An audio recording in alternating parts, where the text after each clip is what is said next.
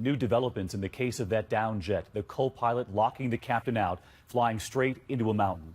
Tonight, what we've just learned about him and this new image of him running in Germany. Of course, part of his flight training right here in the U.S. Investigators now finding clues in his home, prescriptions, a note from his doctor saying he was too sick to work. At the crash site tonight, the remains of the victims being lifted out. An American flag honoring the 3 American victims.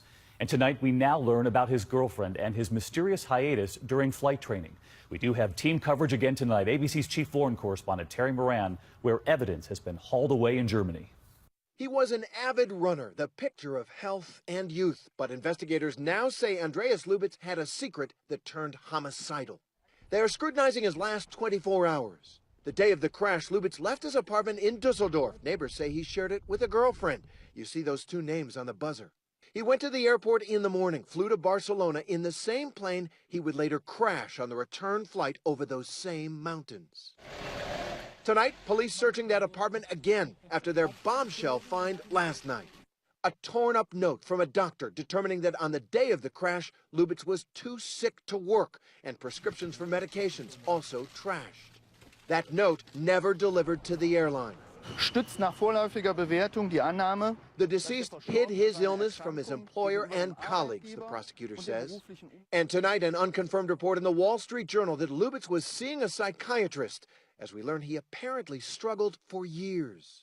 Back in 2009, as a flight student, he interrupted his training for an extended period, German media reporting he suffered depression or burnout. But at the little flight club in his hometown, people who knew him saw no warning signs. You see, flying, you need to have some minimum, I would say, intelligence, some minimum respect for yourself, some minimum respect for the life of others. These are the gliders of the local flight club. They're packed up for winter, but it was here in these that Andreas Lubitz first discovered his love of flying. The club took those gliders on trips. Lubitz reportedly came to these same mountains where he would have soared alone, just a few miles from where years later he crashed Flight 9525. And David, the Associated Press is now reporting that Lubitz's file with the German government's aviation authorities included a note that said the pilot required, quote, specific, regular medical examination. No word on a reason.